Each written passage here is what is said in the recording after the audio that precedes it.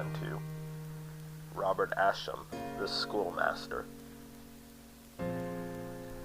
2 or 3 very simple causes united to prevent Hugh from repeating his visit to David so soon as he would otherwise have done.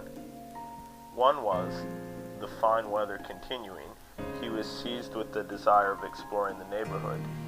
The spring, which sets some wild animals to the construction of new dwellings, incites man to the enlarging of his, making, as it were, by discovery, that which lies around him his own.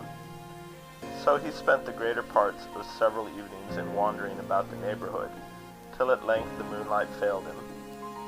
Another cause was, that in the act of searching for some books for his boys in an old garret of the house, which was at once lumber room and library, he came upon some stray volumes of the Waverley novels, with which he was as yet only partially acquainted.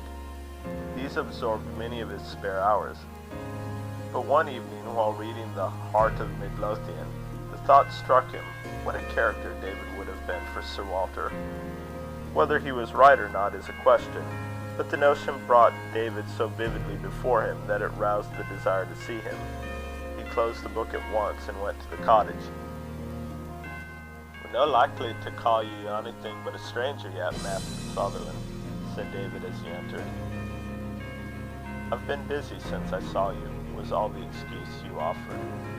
"Weel, you're welcome noo, and you just come in time after all, for it's no that mony hours sin' I found it oot altogether to my own satisfaction." "Found out what?" said Hugh, for he had forgotten all about the perplexity in which he had left David, and which had been occupying his thoughts ever since their last interview. "Aboot the crossbow and the birdie, ye ken," answered David in a tone of surprise.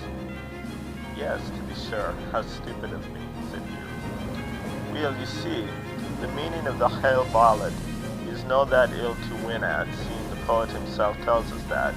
It's just no to be proud or ill-natured to our neighbours, the beasts and birds, for God made on all of us. But there's harder things nor that, and yon's the hardest. But you see, it was just as an unlucky, thoughtless deed of the poor old sailor's, and I'm thinking he was so